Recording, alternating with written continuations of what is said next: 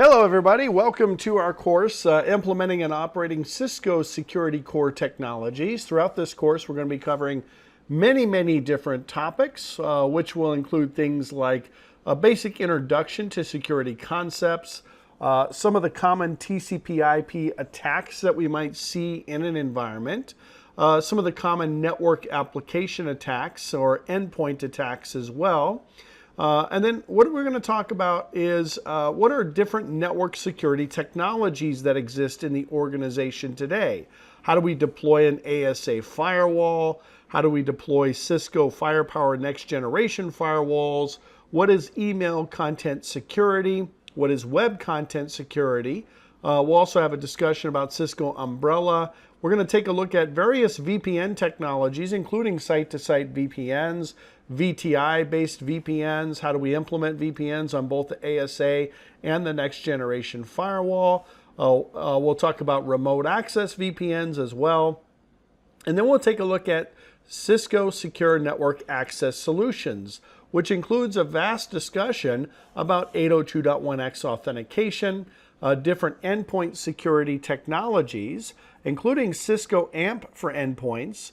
We'll also talk about network infrastructure protection, control plane security, including layer 2 data plane security, as well as layer 3 data plane security and management plane security.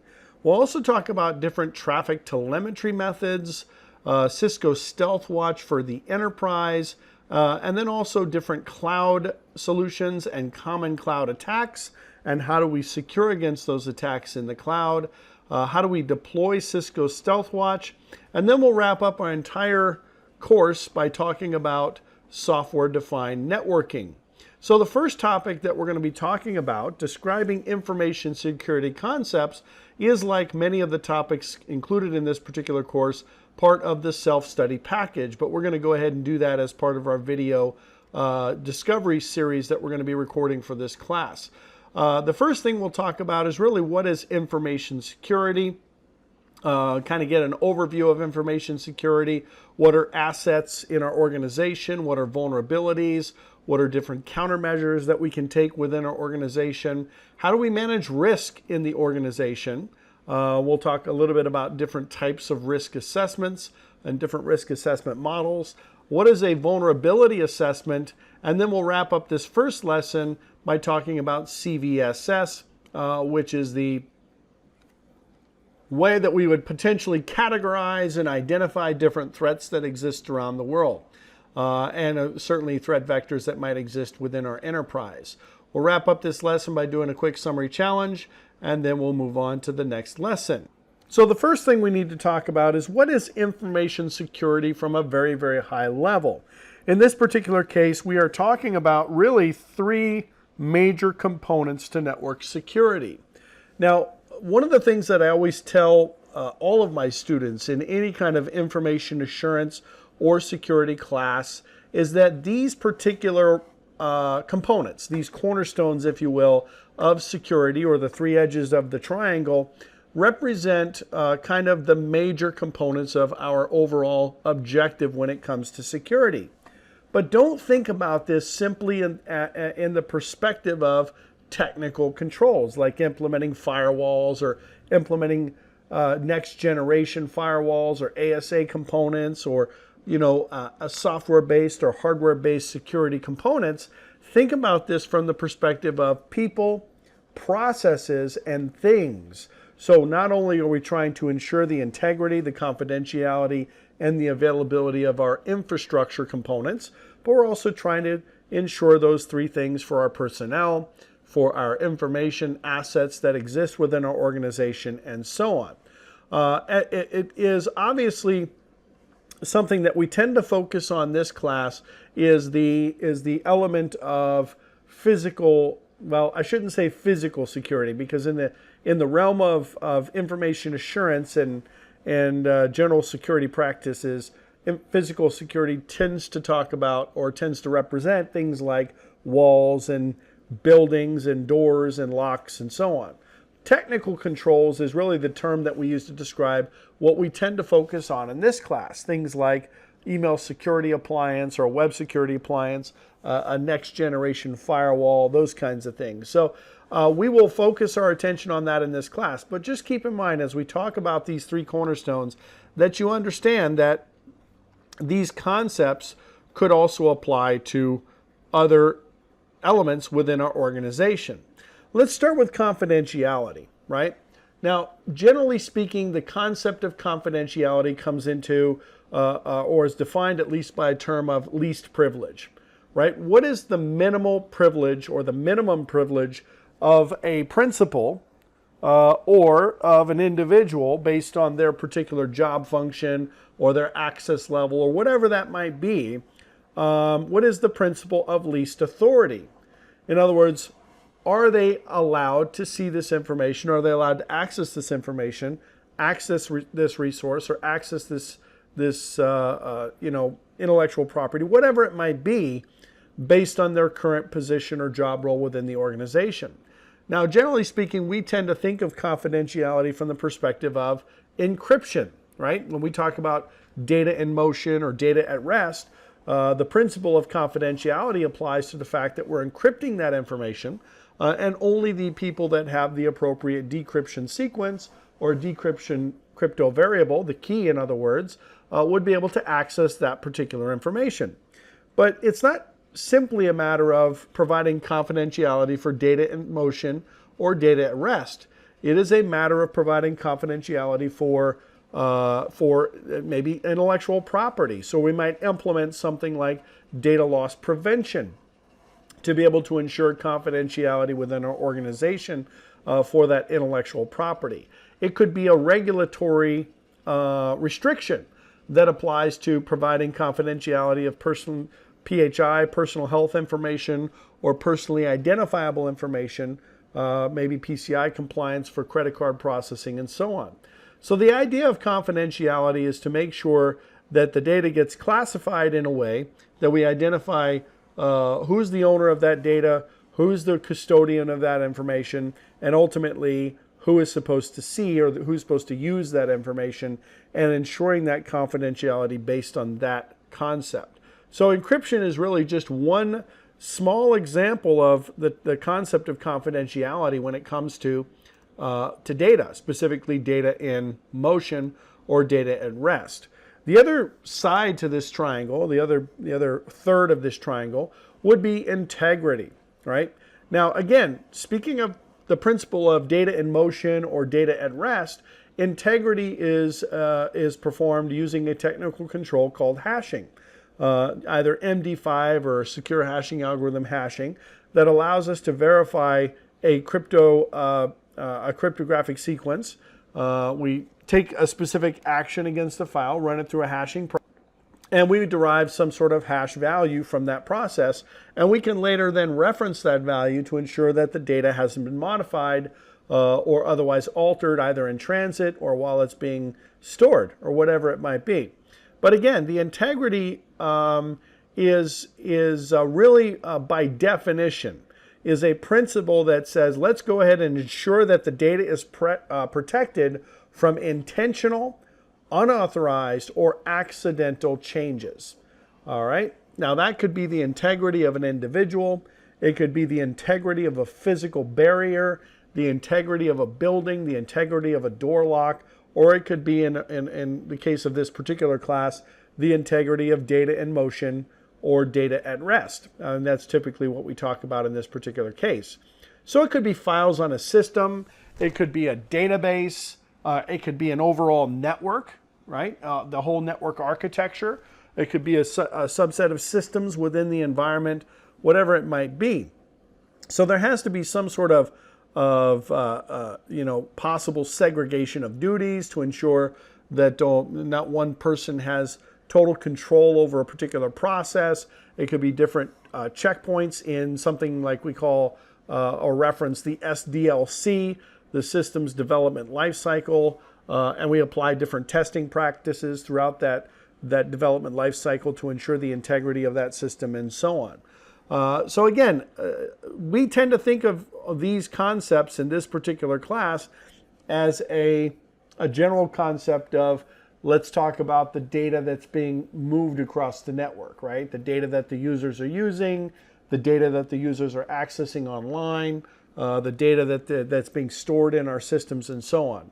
But all of these principles can be expanded beyond that into many, many different areas. All right. The third one is availability. If a system is not available, it doesn't ultimately matter that the integrity of the data has been maintained or the data is confidential. We still want to make sure that we have access to those resources.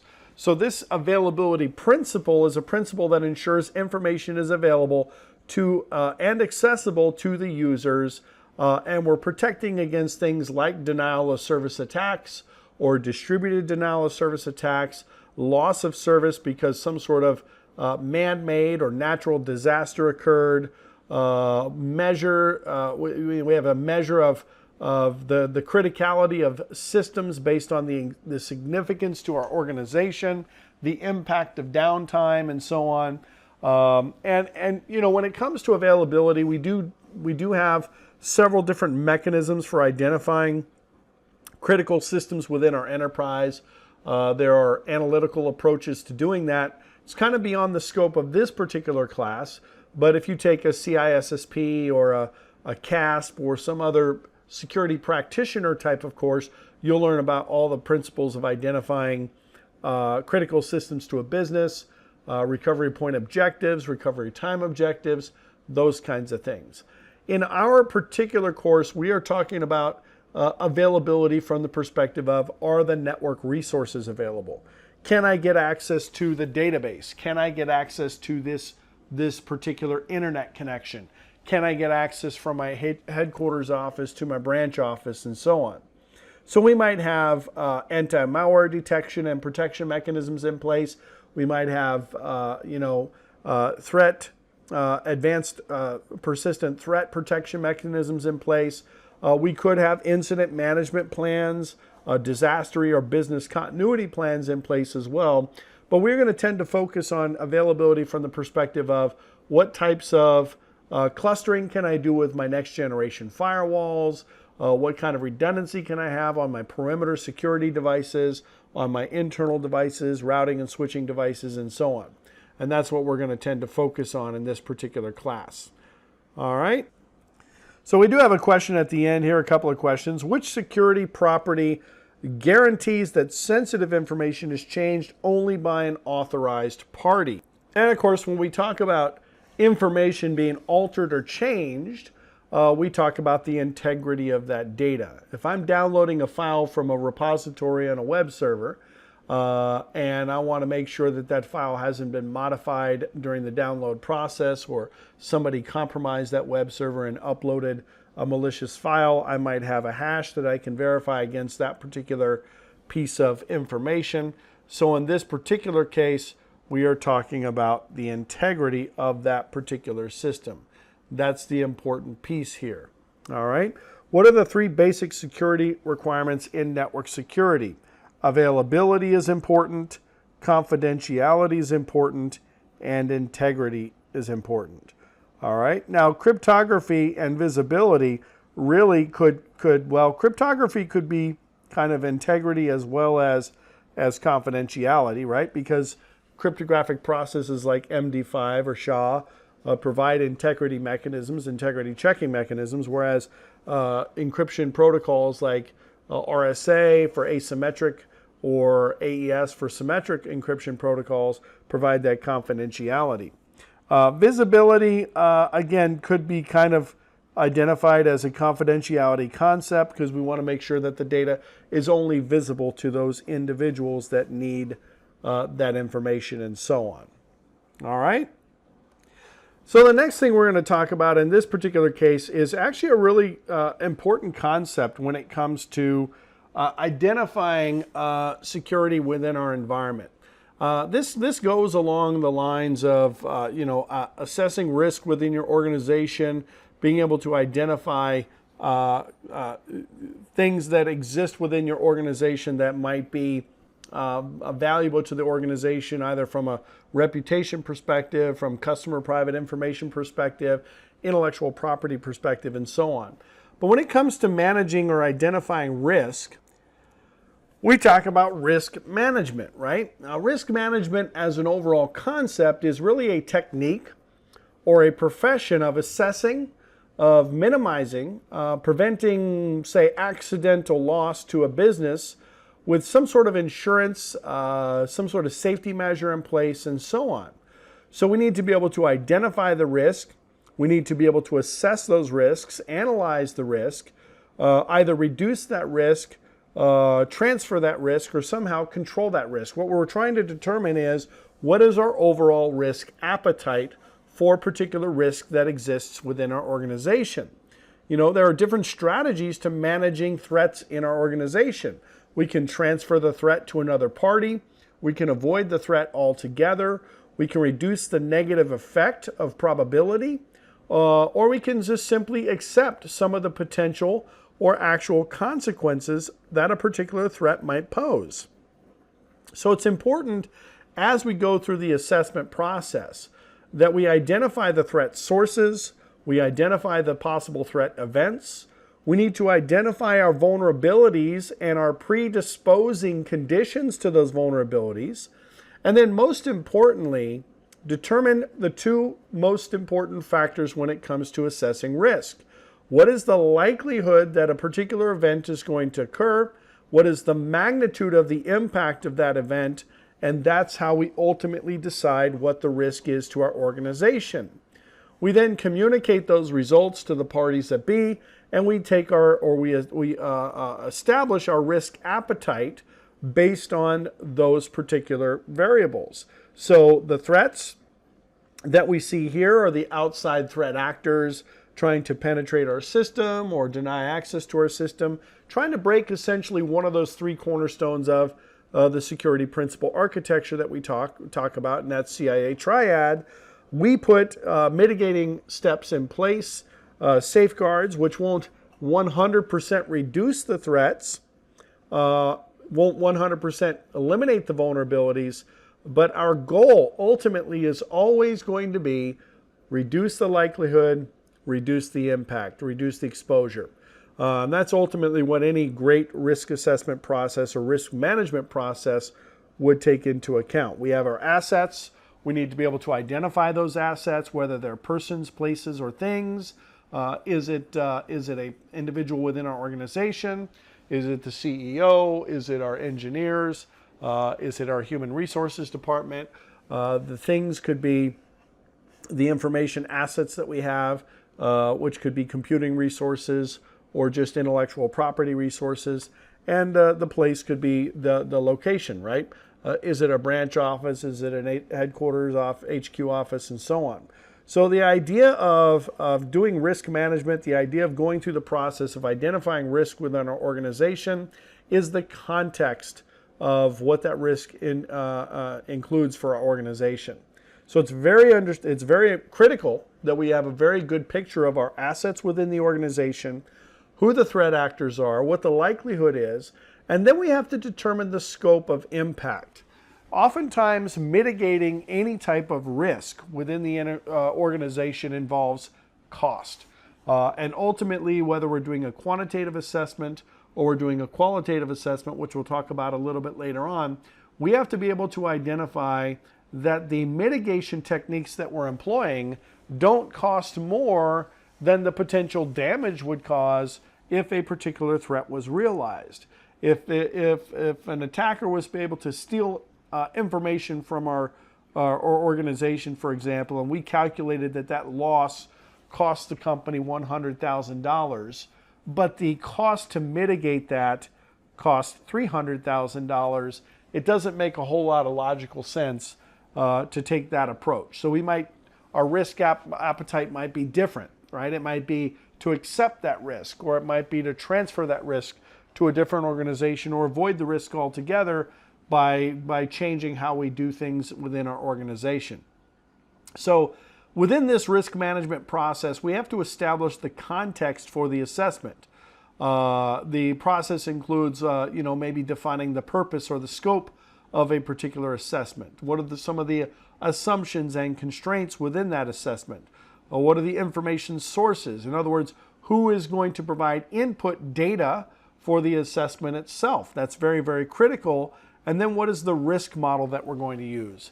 Risk models are very, very appropriate, right? Because risk models will vary depending on the business sector, depending on the vertical, whether or not it is a voluntary process within your organization or whether it's a mandated process based on, some process that's defined by the government or some regulatory agency and so on. But the idea of the overall assessment is that we need to be able to produce a list of security risks. We need to prioritize the risk level for each of those risks and then develop some sort of risk response action that we can take based on that information. All right? So who are the threats? What are the vulnerabilities? What is the impact and likelihood? And then we kind of continue through the process. The goal here is to cover the entire risk space with all of the definitions, the guidance, and the directions from step one of our overall process, which is our overall preparation phase. All right? So we need to be able to identify what the relevant threat sources are. We need to identify the associated threat events. A threat event is basically any circumstance or event that has the potential to cause harm to our organization. Then we need to go and identify the vulnerabilities that could be exploited by these different threat sources through different threat events, and then what are our predisposed conditions in our organization? What is the likelihood that an identified threat source would actually be able to successfully result in some sort of threat event? What is the likelihood of a success of that particular attack? What are the adverse impacts to our organization, our operations, our assets, the individuals within our organization, and so on? And then we need to determine our information security risks as a combination of two of the most critical components, likelihood and impact. These are definitely the most critical pieces that we're trying to identify. All right, it's very important that the decision makers within our organization have all of this risk-related information to guide their risk decision, which defines our risk appetite. So we need to share the risk assessment results, share the information to define really what our follow-on risk management activities are going to be. So by definition, we have really four things that we're looking at in this particular diagram. Number one, what are our assets, right? An asset is anything physical, informational, conceptual, something in somebody's mind, or personnel-wise that has value to the organization. It's very important that even though we focus in this class on technical components, right? Firewalls and ESAs and WSAs and advanced detection mechanisms and IPSs and so on, that these concepts apply to not only those technical components, right? It could be an information computer system that has intellectual property stored on it or very, very valuable information to our organization, but it also could be an individual that has a high value to the organization. An intellectual that contains, within their mind all of these concepts and ideas that is propelling the company forward with all these new inventions and whatnot. All right? So we tend to think about this as, protocols and information and so on, but an asset is really anything that has value to the organization. All right? A vulnerability is a weakness in a system. And again, you need to think about this as an information assurance professional from the perspective of every facet, right? Personnel, physical security, buildings, walls, gates, doors, etc., as well as technical controls. A vulnerability is a weakness in any one of those systems that somebody can exploit with a threat and take advantage of that vulnerability. Could be in a vulnerability in how a protocol is written, how an application is written, how a database stores information. It could be a vulnerability in a person that works for the organization that has some dependency on alcohol or drugs, and they can be persuaded to do things they normally wouldn't do without that dependency. It could just simply be that a fence is too low, or the barriers that are controlling access to our private areas are not protected with multi-factor authentication or whatever. So vulnerabilities are any weakness in any system. All right. The threat is the danger to the asset. Right? A threat is the danger to the asset. So we have all of these actors out here. It could be nation states, could be competitors, it could be script kiddies, it could be hacktivists, it could be cyber criminals, whatever it might be. These are the people that are posing a danger to our assets.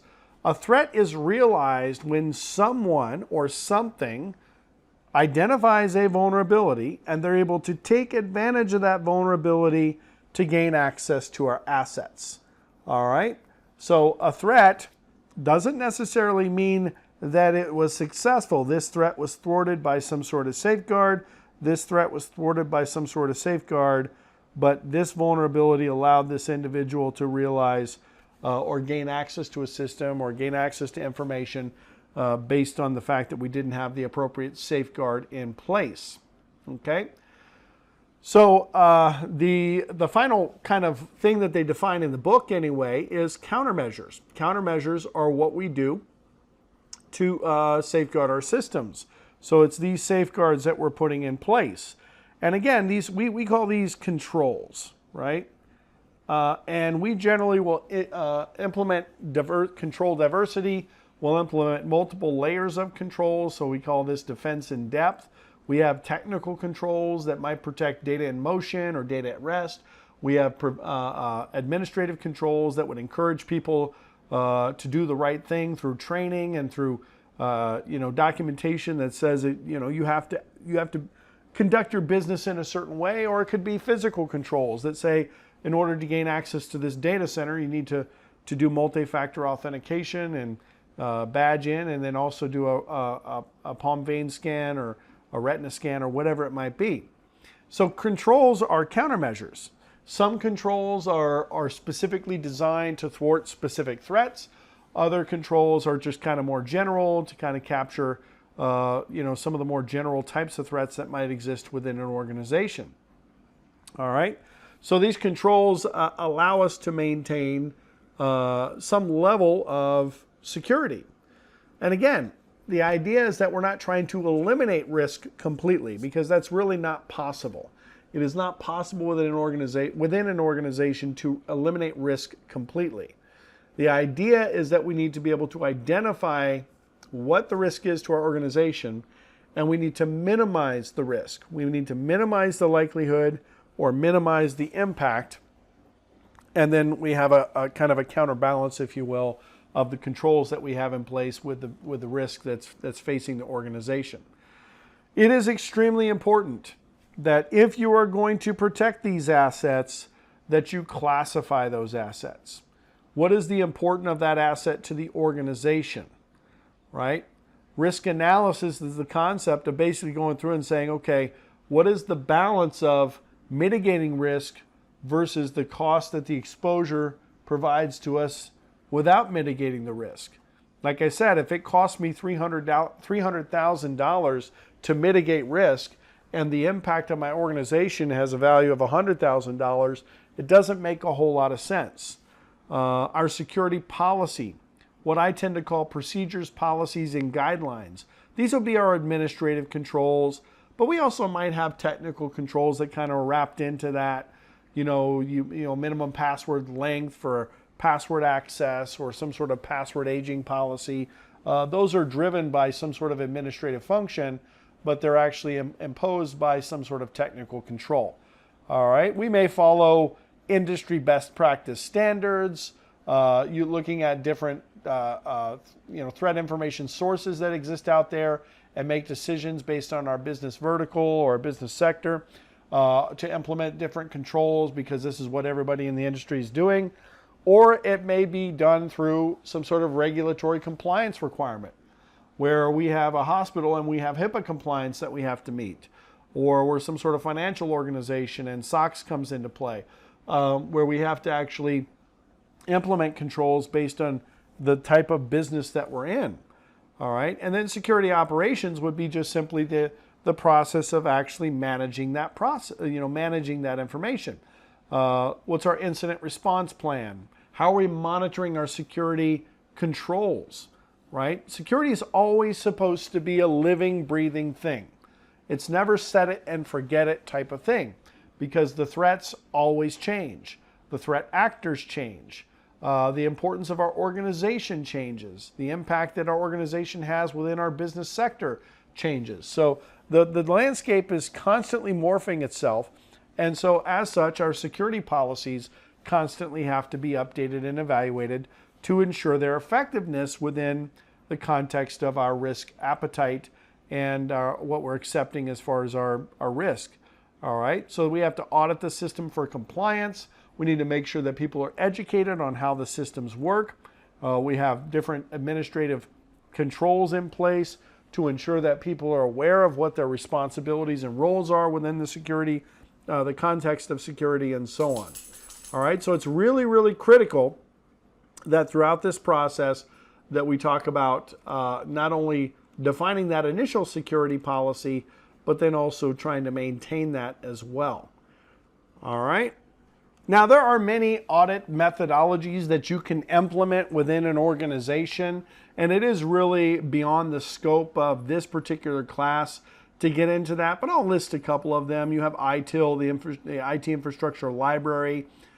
This would really kind of apply to what we're doing in our organization or with this class, which is really just a framework of kind of best practices for IT core operational processes. How do we make changes within the organization? How do we release and information? How do we deal with configuration management, incident and problem management, and so on? We also have COBIT, the control objectives for information and related technology. That has there's several different frameworks that kind of fall under that. COBIT 5.0, Val IT 2.0, Risk IT, the IT Assurance Framework.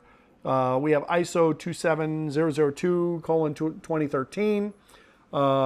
That's another kind of audit methodology that talks about security controls, and it breaks it down into kind of like 14 different areas. We have NIST SP 830R1, 839, 800-66R1. This really provides us with quantitative methods, particularly with the U.S. government or public space in regulating industries like healthcare. 800-66R1 is specifically for HIPAA, 839 for organizational risk management, 830R1 for information and system risk management, and so on. We have CRAM, C-R-A-M-M, that's the CCTA risk analysis and management method as well, and that breaks that down into 3 different basic stages: asset identification, evaluation of those assets, threat and vulnerability assessments, and then countermeasures. You're going to find that with most of these frameworks, with most of these risk assessment methodologies, that there are really some key components, right? And we talked about them in this section here. What are the assets to the organization? What are the threats? What are our vulnerabilities? And what are our countermeasures? What are we going to do to mitigate the risk? We have FRAP, the Facilitated Risk Analysis Process. We have OCTIV, the Operationally Critical Threat Asset and Vulnerability Evaluation Process. There's SOMAP, which is the Security Officers Management and Analysis Project. STA, Spanning Tree Analysis, VAR, Value at Risk, and so on. So there are many, many different frameworks. All right. Now, you're certainly not going to need to know these for this exam, and really doesn't apply to this particular course. But again, if you take some sort of management level or high level risk assessment and management course, you'll most likely talk about all those different models, all those different approaches to assessing risk within your organization and how you end up documenting and managing or mitigating that risk within your organization. Now, it is important as well, as you go through the process of identifying risk in your organization, to classify the data that you're trying to protect, right? Makes a whole lot of sense. I can't apply different security principles to the assets within my organization unless I've adequately identified those assets within the organization and I'm able to kind of classify that information, right? We have classification methods for defining different classification of data itself. In the military, we might use things like unclassified, sensitive but unclassified, confidential, secret, top secret, right? Top secret is data that we're going to protect with considerable cost to guarantee its security. Secret would be a significant effort, right? We have a few individuals that have access to this information, but usually considerably less than maybe people who are unauthorized to access, say, confidential information. And confidential information, we have different confidentiality requirements that we impose, and it's the lowest level in, as far as the military is concerned, in classifying information from a secret perspective, right? We still have sensitive but unclassified. Sensitive would be maybe possibly information that's that gives a company a competitive advantage, that might be considered internal personal information. Maybe it would be embarrassing if it was released or whatever, but it's not necessarily technically classified, or it hasn't been classified as confidential, secret, or top secret. Unclassified, we really have little concern of confidentiality, integrity, or availability. So we make little effort in this particular case to secure that information. All right, there is no actual standard, by the way, for private sector classification. Private sector would be commercial classification and so on. But again, we'll follow kind of the same general principles, right? Is it public information? Is it sensitive information? Is it private information? Is it confidential information? There are many, many factors that allow us to decide how we're going to classify our information. You know, the book does talk about different factors that are involved, and I kind of want to go into those in a little bit of detail here. Information, when we're talking strictly about information, whether it's a missile design, whether it's the design for the new iPhone 12, whether it's the design for some special piece of equipment that our company is developing, or maybe it's just intellectual property information. Information has a value based on several different things, right? The number one criteria overall would be the value of that information. All right, not all data is going to contain the same type of value, and value is can be assessed on many different factors. Certainly in the private sector, it could be simply that if somebody were able to get access to this information, would it delete our competitive advantage? Would it cost this company X number of dollars because another company was able to develop a product before we were able to develop a product?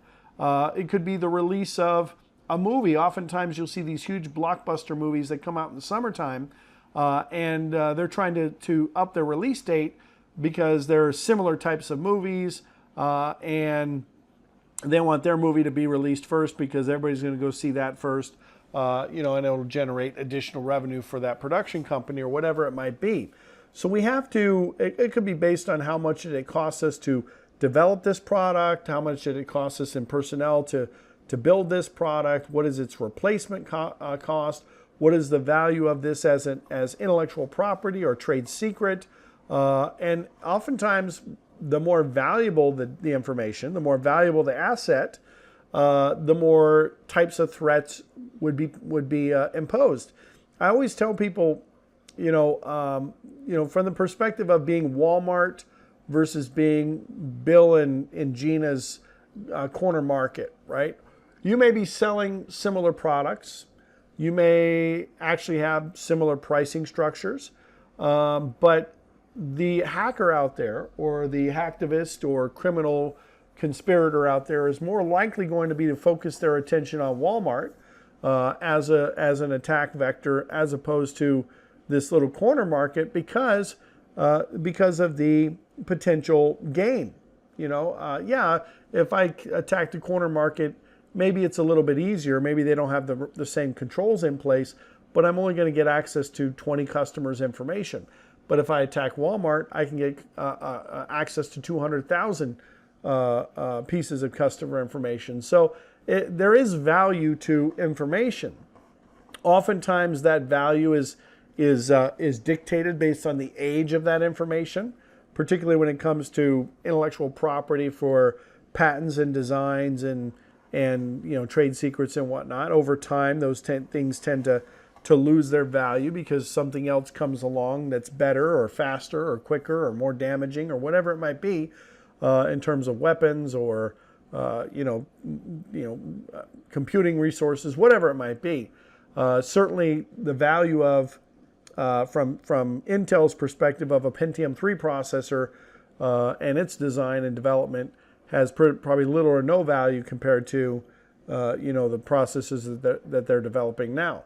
So over time, information becomes less valuable. And it also has a useful life, right? Cryptographic keys, for example, are only valuable during the time that they're being utilized.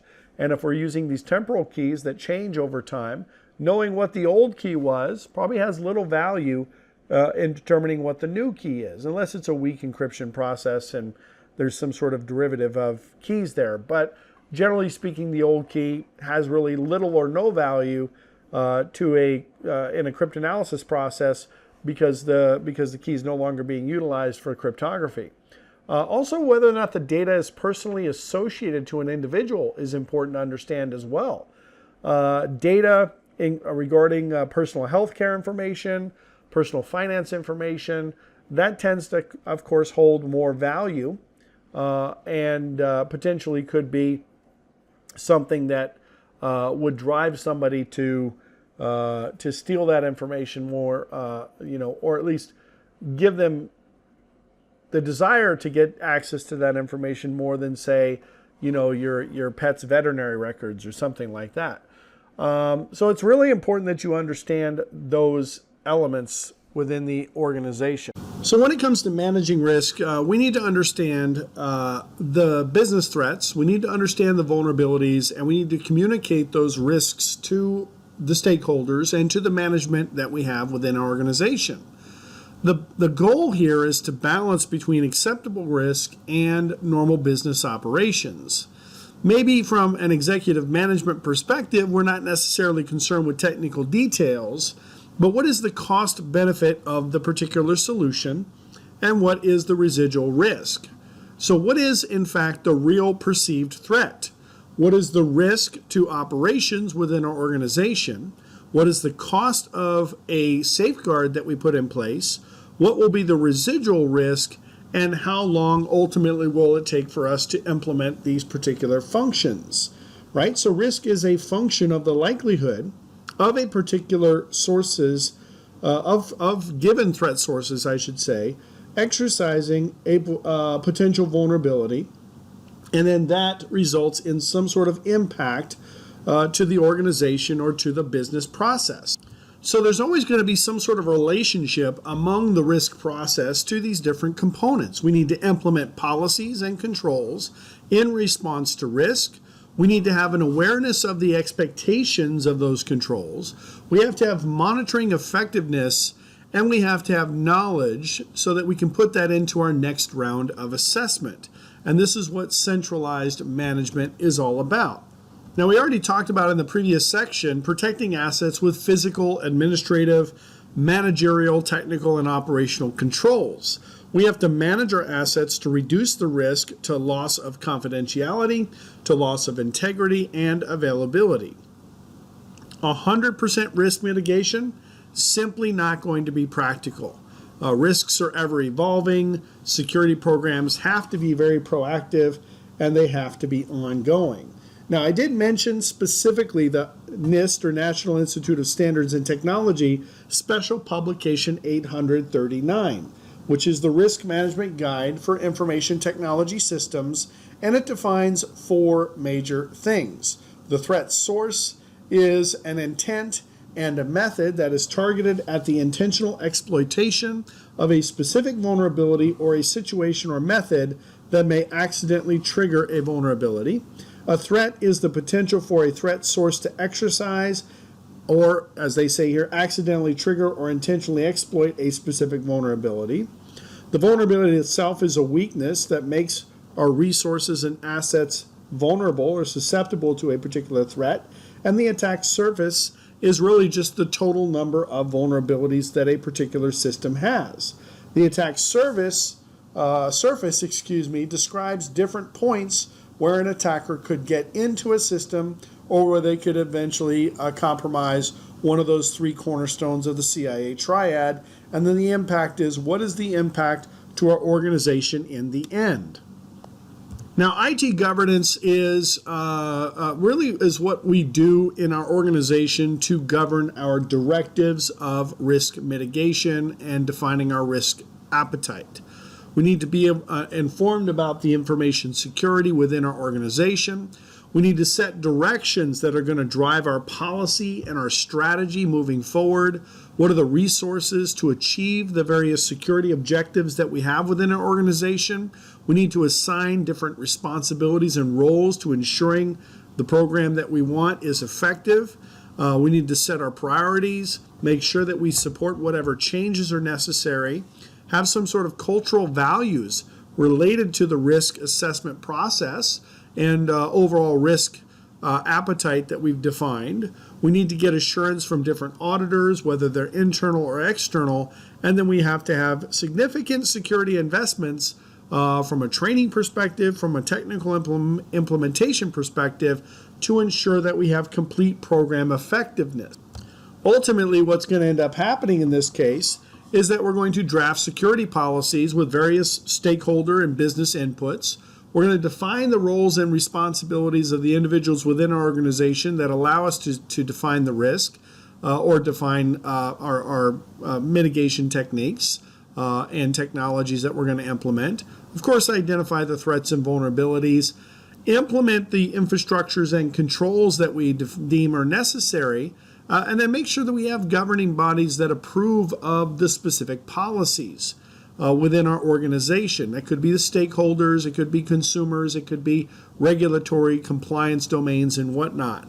Monitor for breaches, conduct reviews and testing, reinforce security awareness through training, and then of course build the overall security objectives within our system development lifecycle.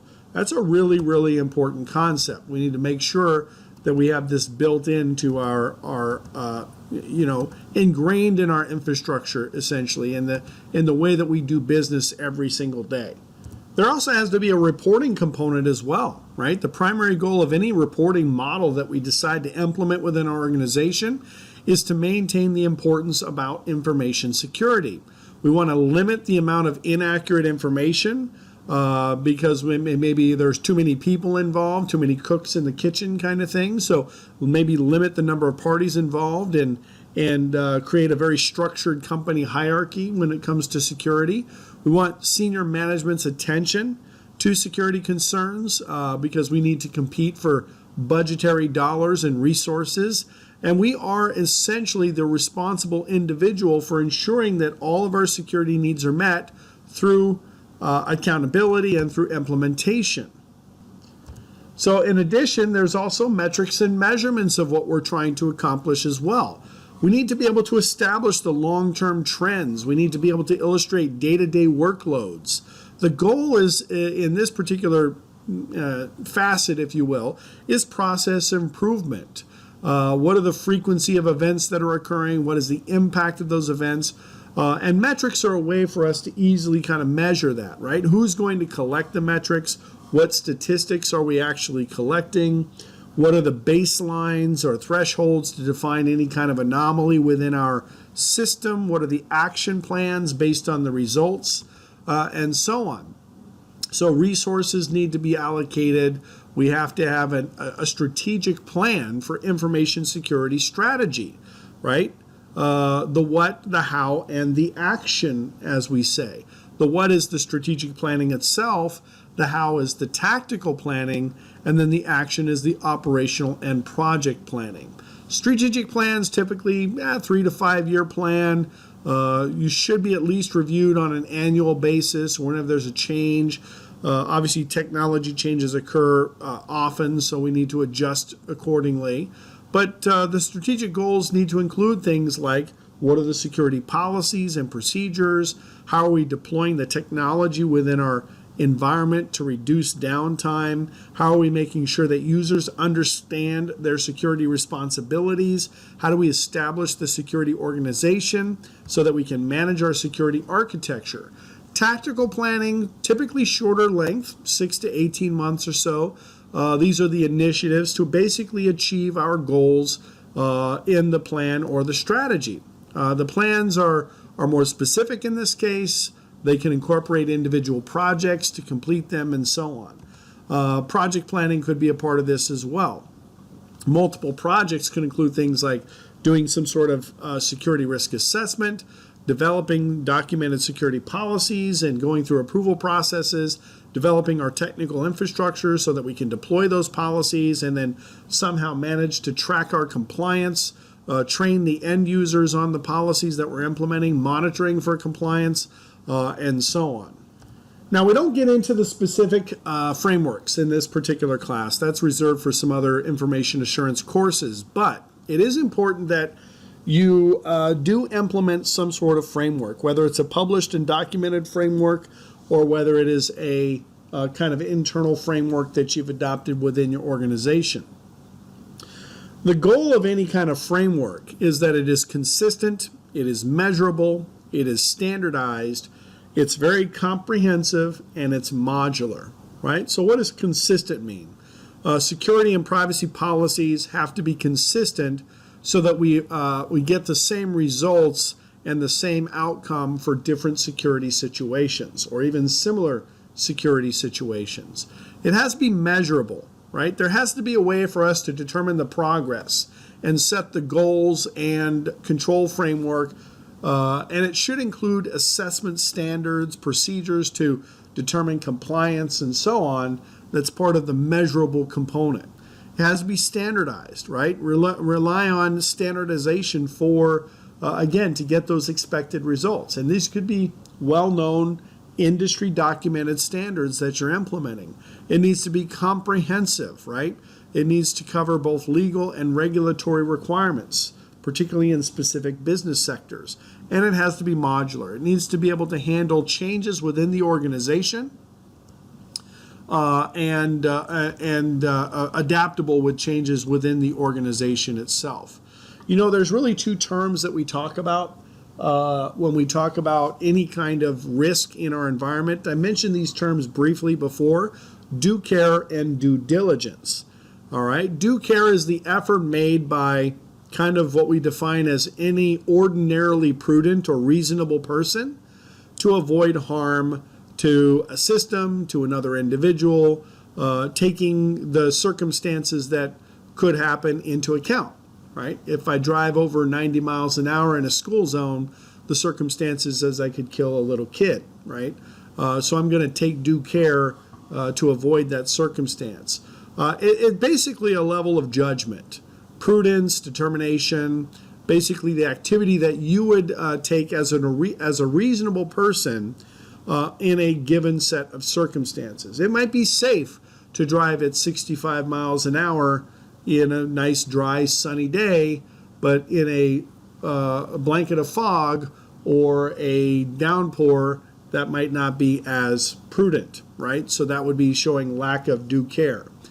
Care is any kind of reasonable action a person would use under any given circumstance, but it does tie into an organization's legal duty as well. So lack of due care is considered negligence, and that's typically going to be something that's actionable under some sort of law. Due diligence is a preemptive measure to avoid harm, right? Background checks of employees would be an example of due diligence. Credit checks of business partners, information system security assessments, risk assessments of physical security systems, penetration testing of network components, contingency testing of backup systems in our environment, threat intelligence services to check for intellectual property that might have been leaked from the company on the internet, and so on. So we use risk management tools and techniques in developing, implementing, and maintaining different safeguards and countermeasures to address the threats within our operations, threats to our assets, threats to individuals within our organization. Now, the last thing I'll talk about here before we move on to the next topic here is what are the relationships that affect the overall policy within our organization. We may have laws or regulations or requirements that direct our actions or direct the action that we're going to take.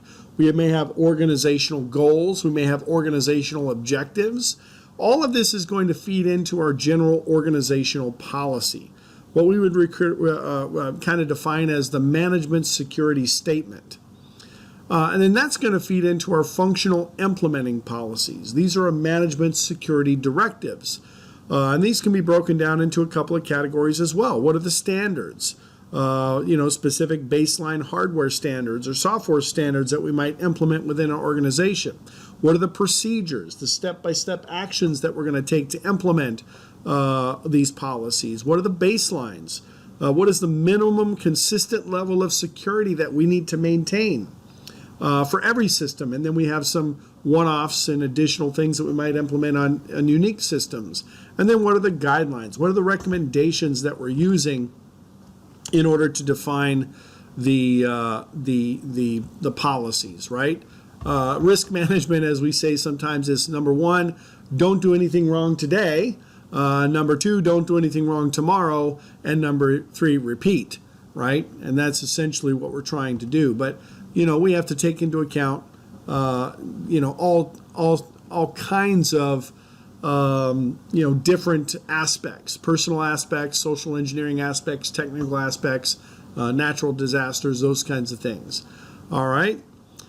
Calculating the value of recovery is really what risk assessment is all about, right?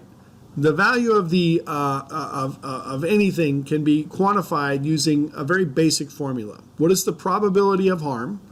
The chance that a damaging event will occur, that will be a percentage. What is the magnitude of the harm? That is the amount of financial damage that would be occurred should that particular disaster happen. And then what is the overall cost of prevention? And the price of the countermeasure preventing the disaster should not be more than the cost of the actual event. All right, so a lot of these concepts that they have in this particular slide here we've already covered as part of our discussion. For example, types of risk, business risk, data loss, system risk, information is not adequately protected, an insider threat, application risk. We'll get into some of the specific components of that a little bit later on. I also talked about risk management, the different risk appetites, risk acceptance, that the impact and likelihood are relatively low, so we're going to accept that risk. Risk avoidance, we don't have the cost of mitigating the risk is far too expensive, and the actual cost of loss or the impact to the organization is relatively high, so we can't mitigate. We're just going to go ahead and avoid the risk by not doing it or not using it or not implementing it, whatever it might be. Risk limitation is mitigation, essentially, implementing some sort of countermeasure to limit the amount of risk, and then finally risk transfer, sending that risk to somebody else. If an engineering server's risk of being hacked is assigned a risk level of very high, which assessment strategy is being used? Now, we haven't talked specifically about assessment strategies, so let me kind of go down this path a little bit. There are essentially two rules of thumb when it comes to assessing risk within our organization. There's something called a qualitative risk assessment, and then there's something called a quantitative risk assessment. And one is more descriptive as opposed to calculable, measurable values, right? A qualitative risk assessment is what we define as a descriptive result.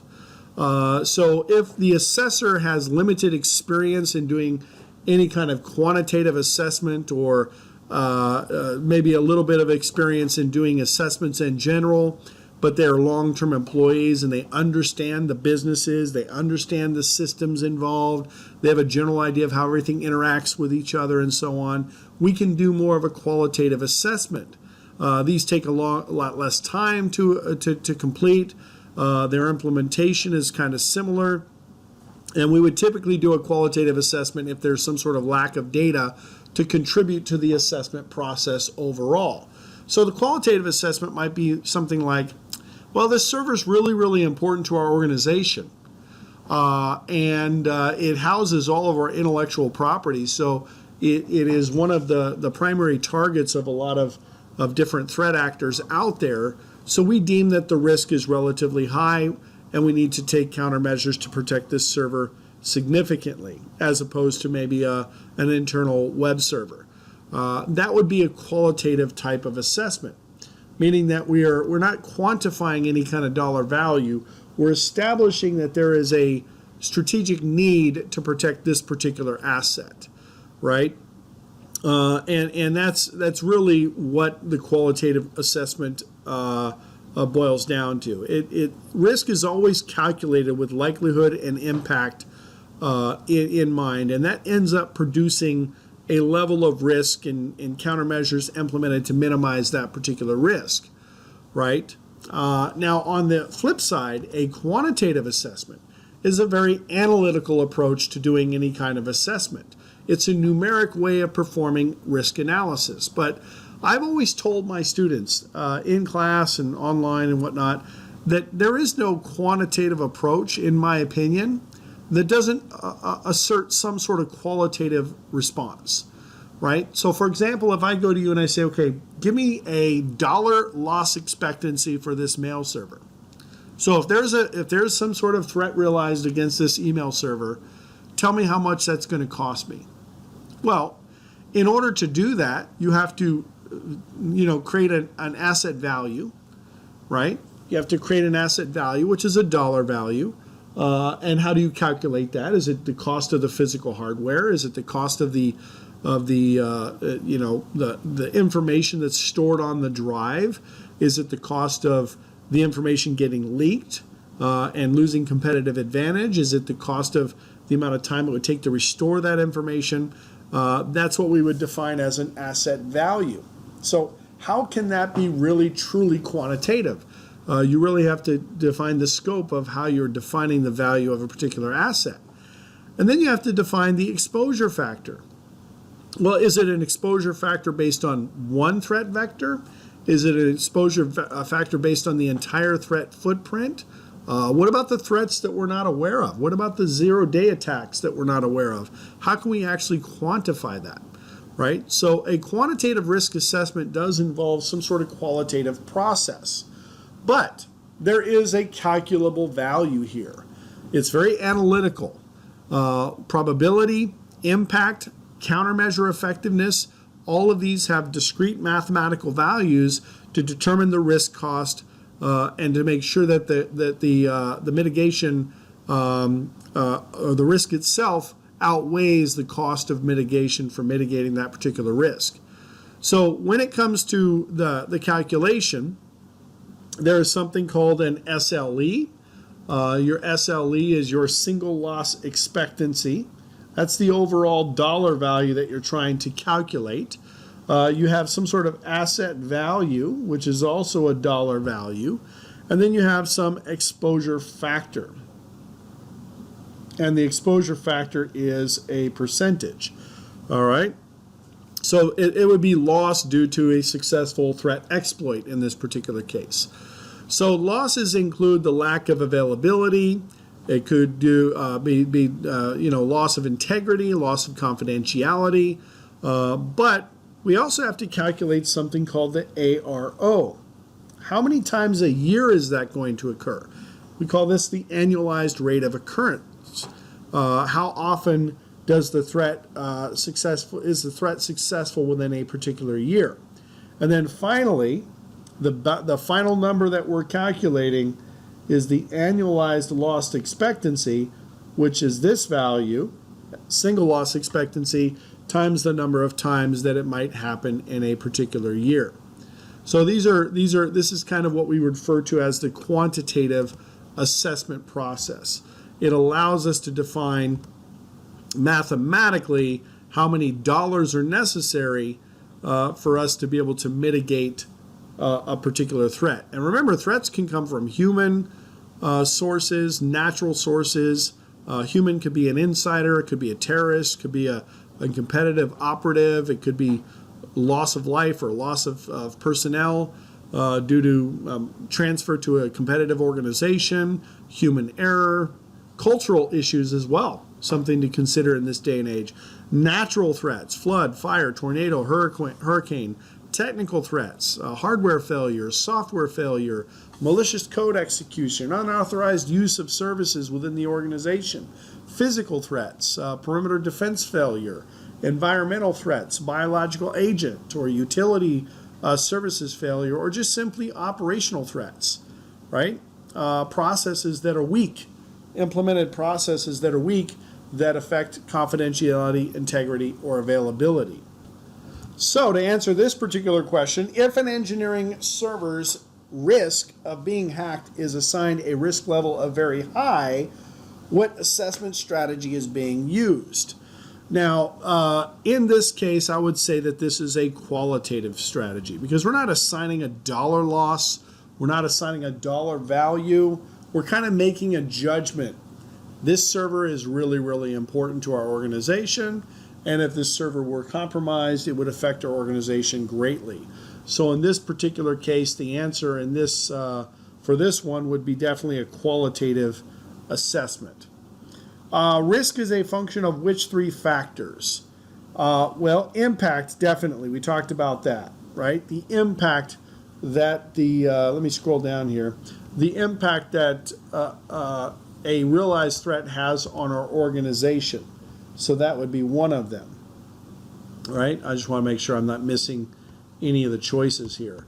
So impact is one of them. Another one would be the threat itself, right? The threat actors, the vectors that they're using to attack our system. And then our vulnerabilities of our systems, right? Threats take advantage of vulnerabilities, which causes impact to our organization and our resources. All right. So what is a vulnerability assessment, right? A vulnerability assessment is the process of identifying, of quantifying, of prioritizing, or in a lot of cases just simply ranking the vulnerabilities in a environment, whether it's vulnerabilities with personnel, with physical countermeasures and physical controls, or with technical controls and so on. All right. We need to be able to identify, and it's not necessarily limited to our information technology systems or our energy supply systems or water supply systems and so on, but we need to be able to conduct some sort of assessment with a range of goals in mind to identify vulnerabilities, primarily from the perspective of disaster management, which means that we're assessing the threats from potential hazards, and then we're taking action based on those identifiable threats. Vulnerability assessments have many things in common with doing kind of a risk assessment. These assessments are typically performed using a way of cataloging our assets and our capabilities in the system itself, assigning quantifiable values to specify a rank or whatnot in order of importance of those resources within our organization, and then identifying the vulnerabilities or potential threats to each of those resources, and then finally mitigating or eliminating most of the serious vulnerabilities for our most valuable resources. So it's a really, really important concept. They identify here with these 4 columns, right? Device discovery. How can we do device discovery? I guess it depends on what you're trying to discover. But you could use technical ways of identifying devices, and we'll certainly talk about that when we talk about our next generation firewall. We talk about implementing Cisco Identity Services Engine and so on. We could do ping sweeps. We can do TCP port scans with Nmap, which is our network mapper application. We can do service enumeration, identify what active TCP and UDP ports exist on a particular device, do banner grabbing, do OS fingerprinting, that kind of thing. We can actually do actual live assessments where we're actually scanning applications or devices for configuration issues, missing updates or patches. Maybe if we're doing some sort of posture assessment with ICE, look for dangerous services that are enabled on a particular platform, and then we can validate the results, right? False positive removals, being able to identify whether or not this was a negative trigger. False is bad, true is good, positive means we took an action, and negative means we typically didn't take an action. So a false positive means that we took an action, typically filtering or whatever, when we weren't supposed to. Can we do some sort of manual verification? What is our scan logic? Are our tests adequate for the type of thing that we're trying to do within our organization?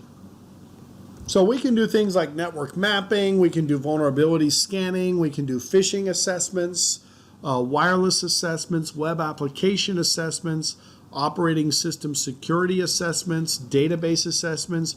We can even get into some more involved penetration testing, right? And the idea is that we're able to create this vulnerability index, and then we can take action based on that vulnerability assessment that we're doing in the environment. All right, but again, it's all about identifying and classifying the security holes within our environment that any attacker can exploit those particular vulnerabilities to violate the overall security of our system.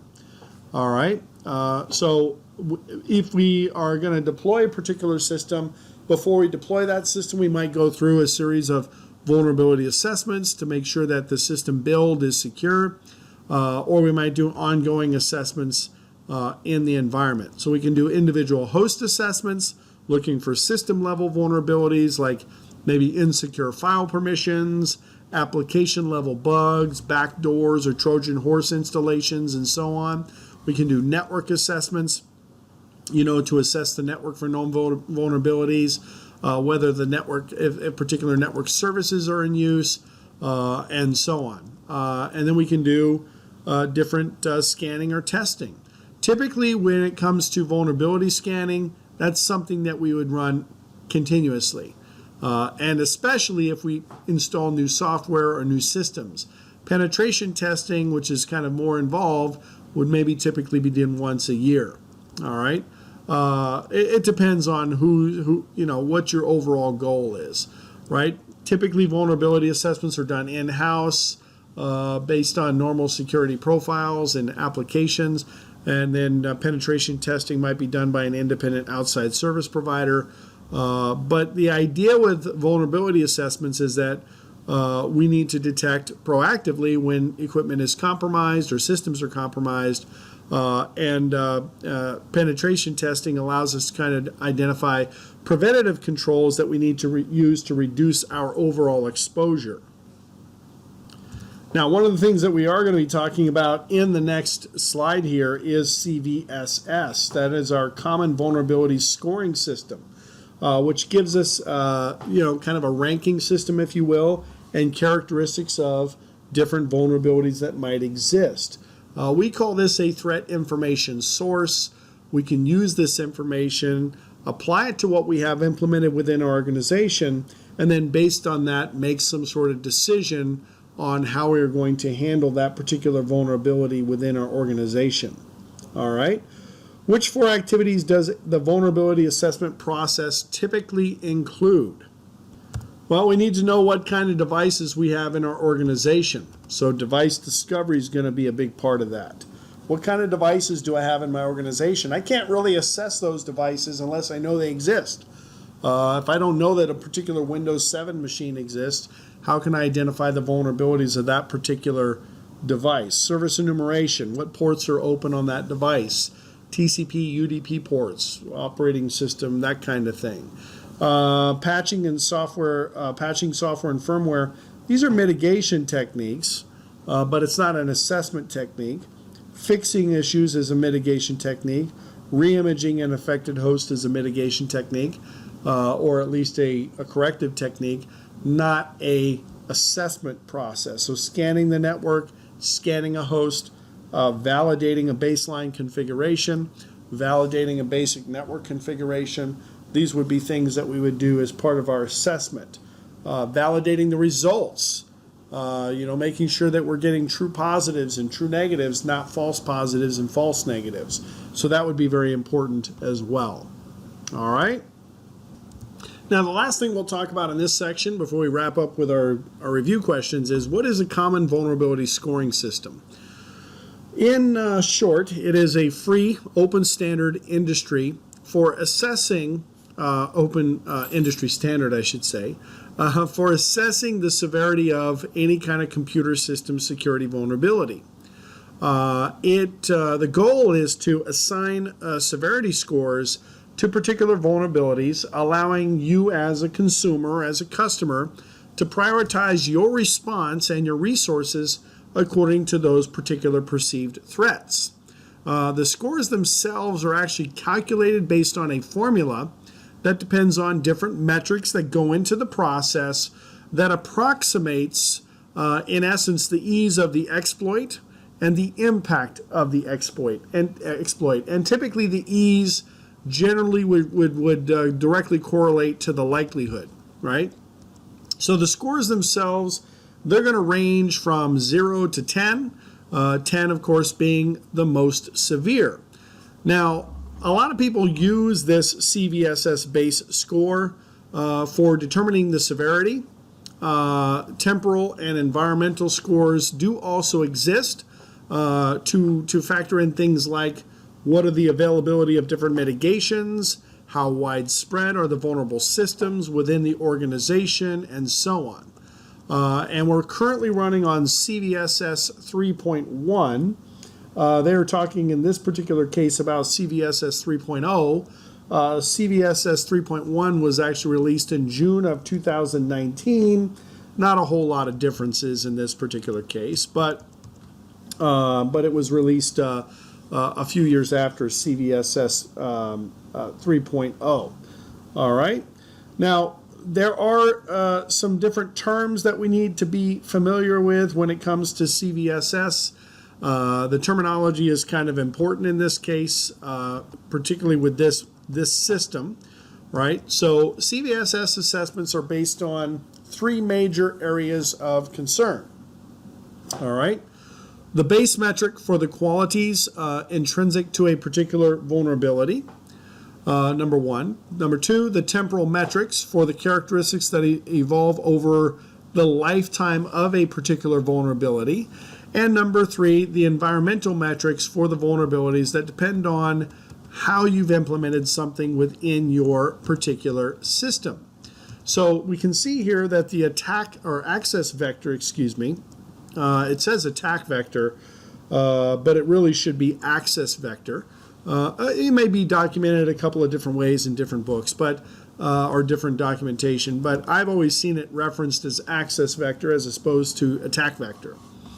But the general concept is still the same regardless.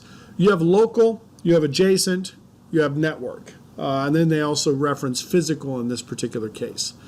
So a local attack vector is that the attacker has to be has to have physical access to the vulnerable system.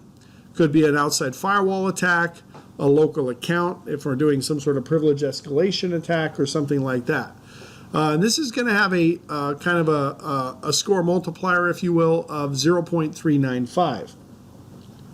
Then you have the adjacent network attack. The attacker has to have access to the broadcast or collision domain of a particular vulnerable system. So it could be a blue snarfing attack, a Bluetooth-based attack, could be ARP spoofing attacks, and these are going to have a score of 0.646. And then we have a network attack. Network attack would be a vulnerable interface that is working at layer 3 or above layer 3 of our open systems interconnect stack. These could be, remotely exploitable attacks like a buffer overflow in a network service, something like that. And these would have a score of 1.0. They also mention in the book here a physical attack. A vulnerability exploitable with physical access requires the attacker to physically touch or manipulate the vulnerable component. I'm not sure what that's usually not documented, so I'm not exactly sure what the specific score is for that, right? Keep in mind, as I'm mentioning these scores, we're talking about, a calculation, base metrics, and an ultimate calculation that's going to go into the end of our ultimate score calculation.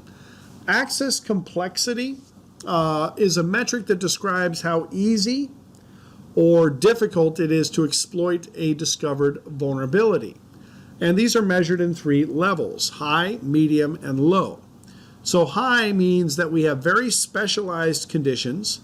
It could be a race condition with a very narrow time window. It could be a requirement for social engineering methods that would be noticeable by any kind of somewhat knowledgeable or even aware person. This is going to be high complexity, meaning that it's going to have less of an impact typically, or less likelihood.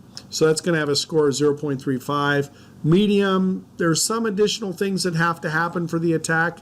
Maybe we have to limit the origin of the attack, or there's a requirement for the vulnerable system to be running with uncommon or non-default configurations for the attack to be successful. That would have a score of 0.61. And then low, meaning there's really no special conditions for implementing the exploit or exploiting the vulnerability. So if a system is available and it's open to a large number of users, like a web server or something like that, then the vulnerability is kind of ubiquitous in that case. It's going to have a score of 0.71. All right. Now, the authentication is another component. They don't really mention authentication in the book. Let's see here. Do they talk about authentication? Availability? No, they don't really talk about authentication. So let me talk about that, and then I'll get into, privileges required, I guess, would be considered authentication in this case. So we could talk about that, I guess. Multiple, single, or none would be an example. Multiple, of course, meaning that the attacker has to authenticate multiple times, even if the same credential might be used more than once. So that's going to have a score of 0.45.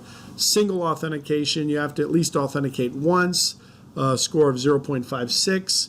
And no authentication requirement, score of 0.704, meaning that there is no requirement for the attacker to be able to authenticate. We also see here define the user interaction, whether or not a user or the attacker has to participate, meaning that we have to actually go through several steps or several iterations of a process to be able to make use of that particular attack, or if there's no interaction. And then the scope, right? A very, very important concept is scope. Is the scope the ability for the vulnerability in one software component to impact resources beyond its means or privileges. So does this vulnerability open me up to other forms of attack, or can I perform a pivoting attack or something to that effect based on this particular vulnerability? Can I affect resources beyond the authorized privileges that were intended by the vulnerable component? Pivoting attacks are a great example of this, taking advantage of a weakness in one system to then launch an attack in other systems that might have some sort of transitive trust with that system that's being compromised. All right. What is the confidentiality impact? Right? Confidentiality is a metric that describes the impact on the confidentiality of the data that's being processed by a particular system. If there's no impact on the confidentiality, that's a score of 0. If there's a partial impact, meaning some considerable disclosure of information, but the scope of that particular loss is constrained so that not all of the confidential data was exposed, that would have a score of 0.275. If it's complete loss of confidentiality, that's a score of 0.660, meaning that all the data was lost and all the information was disclosed. We also talk about the integrity impact. right? What is the integrity impact of the system? If there is no integrity impact, 0 score. If there's partial integrity impact, meaning some of the data or some of the files were possibly changed, but the scope of the changes were limited, 0.275. And then complete total loss of integrity, modify any file or information on that target system, 0.660. Availability, these are the 3 cornerstones of the CIA triad that we talked about, right? Is there no impact on availability? Again, a score of 0. If there's a partial impact, score of 0.275. If there's a complete or total loss of availability, score of 0.660. So these metrics are used as calculations to calculate the exploitability and impact the overall score of that particular vulnerability. And we calculate this as exploitability is equal to 20 times the access vector times the attack complexity times the authentication. The impact would be 10.41 times, there's a whole formula. I guess I don't need to get into the formula specifically. I don't think they mention the whole formula here. They do not mention the whole formula here, but you can go online and look at what that calculation is. I was going to kind of go through it. I can't recall the entire formula specifically, but it is, we're trying to identify exploitability, we're trying to identify the impact, and then we're trying to define what's called a base score. All right, and then all of these metrics are then concatenated together to produce that CVSS vector for that particular vulnerability. All right, so let's say a buffer overflow as an example. A buffer overflow would affect a web server software, maybe for that allows users to gain partial control of the system, but it could cause the system to shut down. So the access vector in this case is the network. The access complexity is low because there's really no special requirement for access in this case. There is no authentication. We do have partial loss of confidentiality. We do have partial loss of integrity, but we have complete loss of availability. And this is kind of how we would calculate the score, right? That would give an exploitable subscore of 10 in this case. If I was to add up all those numbers, an impact subscore of 8.5, which gives us an overall base score of 9.0. It just happens to be an example that I recall. I didn't get into the specifics of calculating the numbers, but it takes into account all those numbers that I previously discussed. All right. Temporal metrics, basically the value of a temporal metric will change over the lifetime of the vulnerability as exploits are developed, as they're disclosed, as things are automated, as mitigations and fixes become available. These metrics become temporal, right? And that's what they're really talking about in this particular case. We see exploitability defined here. Exploitability is a metric that describes the current state of that particular exploitation technique or some sort of automated exploitation code. Is it unproven, right? Unproven means there is no exploitable code available or the exploit is simply theoretical. Maybe in this case they're kind of defined that, well, they don't really say not defined. Basically not defined means just ignore this component, if you will. We would give that a score of 1.0. Unproven would get a score of 0.85. Proof of concept, exploit code is a demonstrable attack, is available, but there's really no practical or widespread use for it. It's not really functional against all instances of a particular vulnerability in this particular case. So that would have a score of 0.9. Functional exploit codes are widely available. They work in most situations where the vulnerability is present, so that's going to have a score of 0.95. High vulnerability, this is a kind of an automated code. Worms or viruses typically would be classified in this section, and they would have a score of 1.0 as well. All right. Then we have to consider the remediation level. The remediation level of a vulnerability allows this temporal score to be applied for a particular vulnerability to decrease essentially as mitigations or hot fixes are made available for those particular vulnerabilities. So if there's an official fix, meaning that there's a complete vendor solution, it's a patch or an upgrade or whatever, we're going to apply a score of 0.87. If it's a temporal fix, until we can come up with an official fix, that's going to have a score of 0.9. If it's a workaround, which is kind of temporal or temporary, but it's really defined as an unofficial, non-vendor specified solution, to mitigate some sort of vulnerability, or maybe it's just suggested by other users that might be affected with the same product. We'll give that a score of 0.95. If there is no defined remediation level, unavailable, I wouldn't say not defined, but unavailable, meaning that's going to have, that's kind of our 0-day scenario, right? That's going to have a score of 1.0, and then undefined is just to ignore this particular score. That's also defined as 1.0, but it goes into the calculation anyway, all right? Then we define the report confidence. The report confidence of a vulnerability measures basically the level of confidence in the existence that vulnerability, sorry about that, I hit the wrong button there, but reported confidence basically measures the level of confidence in the existence of that particular vulnerability.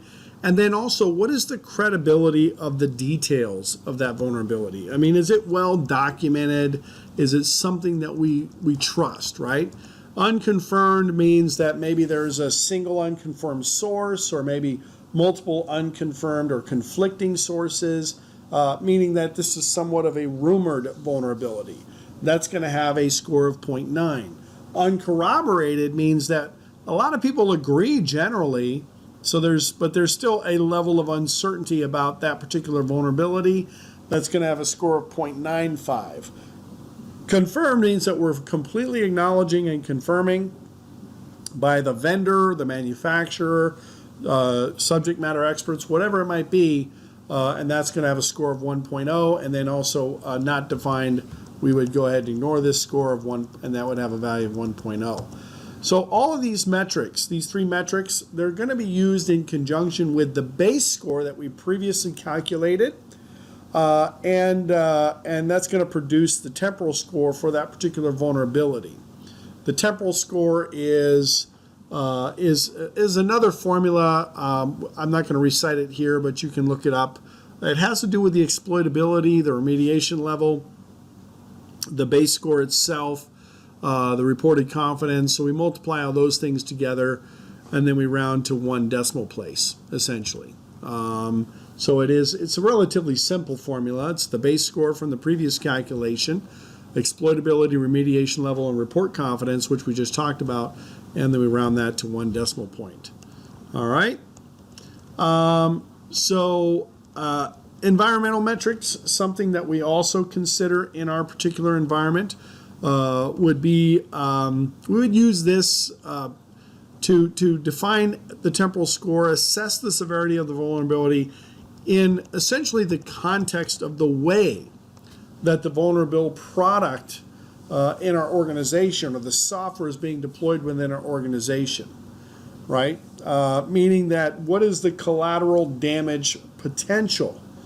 We talk about collateral damage potential. They don't define that here. Let me see if they go through an example here, which we'll go through together, but they don't talk about the collateral damage potential. But CDP is a metric that allows us to measure the potential loss or the impact on our assets, the financial impact to the organization, and so on.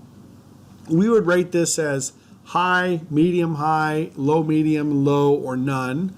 None means no potential for loss, so that'd have a score of 0. Low is slight damage to our assets, or maybe minor loss in revenue, would have a score of 0.1. Low to medium loss is moderate damage or loss, that would have a score of 0.3. Medium high loss, significant damage or loss, a score of 0.4. And very high loss, catastrophic damage to our organization, a score of 0.5. All right. So we talk about that CDP as well. Target distribution. What is the proportion of the systems within our organization or within our environment? If it's a high level, that's going to be 76 to 100% of the systems in our environment at risk. We're going to provide that a score of 1. Medium, 26 to 75%, a score of 0.75. Low, a 1 to 25%, that's going to be a score of 0.25. And then none, a score of 0, and so on. There are some other metrics. There's an impact subscore modifier that can go into the calculation as well. And there are some other calculations that we can do in the environment as well. All right. We're not getting into the specific details, but these are some of the basic calculations. Again, the scoring range is 0 to 10 with different severity ratings. A 0 would be no severity. A low severity would be 0.1 to 3.9. Medium severity 4.0 to 6.9. High severity of 7.0 to 8.9. And a critical severity of 9.0 to 10.0. All right. All right. They too talk here about modified base metrics as well. These metrics enable the analyst to adjust the base metrics according to modifications that exist within the analyst environment. So essentially adjustments that we can account for within our own environment based on what we know about our own personal environment.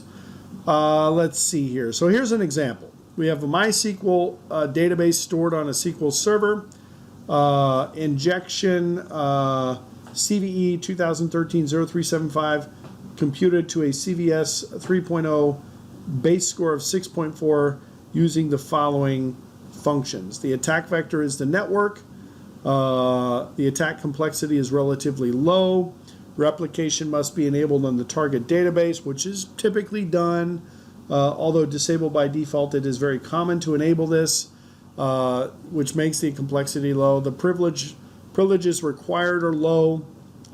Basically, an account with the ability to change user-supplied identifiers like table names, etc. User interaction is none. The scope change. The vulnerable component of the MySQL database and the impacted component is a remote SQL server database. Confidentiality impact is low because it runs with a high privilege. We can access some restricted information but does not have control over which information can be accessed. So confidentiality and integrity are going to have a low impact. The overall availability impact is none because we're not actually trying to reduce the availability of the database. We're trying to overflow a component of the database, right? So overall, that's how they calculated this score. Now, they didn't really break it down by the numbers specifically. You'd have to go back and look at the formulas and kind of apply these values into that formula based on those numbers that I described to you, which is well documented. I was just referencing a CVSS document to give you those numbers. I didn't have them memorized. I'm referencing them from the official CVSS documentation, but those numbers go into the overall calculation. Okay? What is the organizational benefit of incorporating CVSS into risk assessment or risk analysis? What is the benefit of that? It gives insight into the result of a compromise or attack. No, it does not tell us what the actual outcome will be. It identifies risks and threats, and we can map those to vulnerabilities, but we don't know specifically what the outcome is going to be. It lowers the threat to detection time. No. Our mitigation techniques lower threat to detection times. It is a structured method to assist with prioritizing our responses. Yes, that's exactly what its intent is. It allows us to prioritize our assets and our risk appetite. What three factors contribute to a CVSS score? Confidentiality was one of them. Privileges, we talked about that. Reliability was not one of them. Availability is, right? Availability and reliability are actually distinctly different things. Flexibility, definitely not one of them. So those three were out. The remaining three is what we saw in our discussion. All right.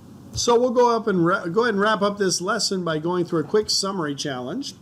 Which countermeasures can an organization employ to improve the confidentiality of data that is transmitted by users and devices? Update the network cable to use shielded twisted pair cable. All right, now again, think about the question here. The countermeasures that we can employ to improve confidentiality of data that is transmitted by users and devices. You might say, well, yeah, you could use shielded twisted pair cabling to provide emanation control, but that's only a small portion of the overall communication process. Somebody could still tap into that cable. They could still tap into the switch that's connected to that cable. Physical transport's not the only way to gain access to the information. Increased password complexity rules. No. Passwords and password complexity have to do with authentication, not confidentiality. Being able to identify an individual and be assured that those credentials are not compromised. Use encryption between the sending and receiving parties. Yes, encryption should have given it away. The term encryption is always used when we talk about confidentiality. Okay? Which three changes have occurred in modern networks that require enhanced security? All right, which three changes in modern networks are required to enhance security? Well, modern networks utilize a common set of widely known and open protocols. We have to choose three. I would say that could apply in this particular case. Definitely could apply. Modern networks do employ the use of common protocols, and HTTP for web traffic and 23 for telnet and so on. So I would say that one is probably applicable. We'll see if there's some better ones here. The use of common operating systems on a smartphone like Apple iOS and Android has provided attackers with simpler means to instigate targeted attacks. No, first of all, that's way too specific. And secondly, those devices tend to actually have more hardened operating systems than some of our legacy operating systems. Fault tolerance and backup systems provide threat actors easy access to system resources. No. Fault tolerance and backup systems address our ability to remediate if a system is compromised, but as long as those backup systems and fault tolerance methods that we're using are equally as protected as our primary systems, they shouldn't introduce any additional security concerns. The global connectivity of the internet provides more opportunities for threat actors to connect to information systems. Absolutely. Cloud computing, big data, moving data, globalization of the network resources definitely allows that.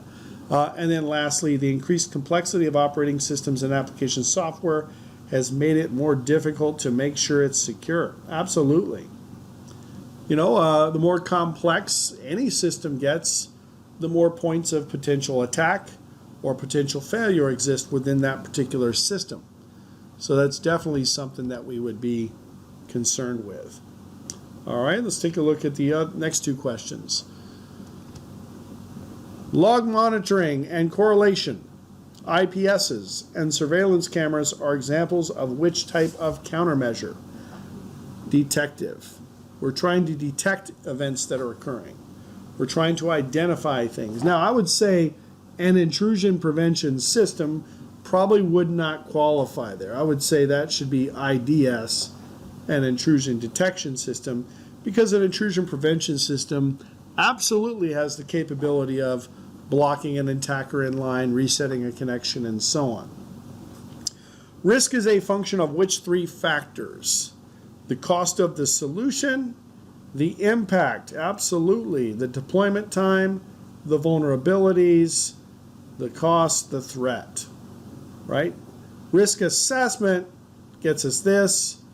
This is something that we would, of course, in our overall risk evaluation process, would identify as far as how long does it take for us to implement the mitigation factors.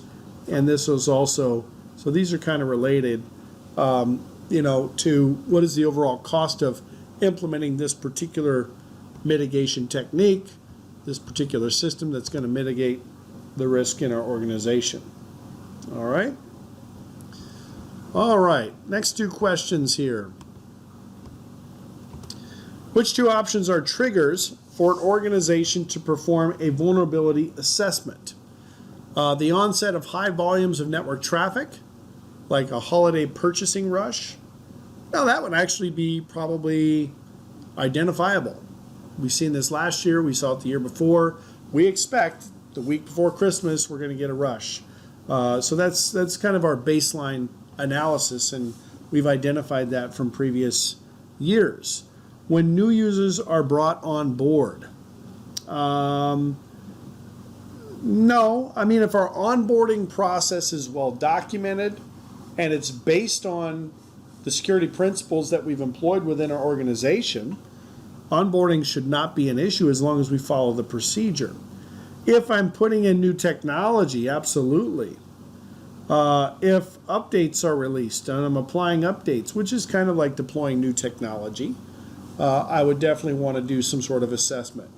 Who knows, maybe an update that I'm applying mitigates some particular attack vector or risk, but introduces 3 other types of risk or 3 other vulnerabilities. What type of information does CVSS provide for a vulnerability? Risk transfer procedures? Nope. Severity of the vulnerability? Yep. 0 to 10, right? 10 being the worst. This is really, really bad. This is not so bad. All right. All right. We got one more question here, it looks like. Let's get down to that question here. Be clear off the screen.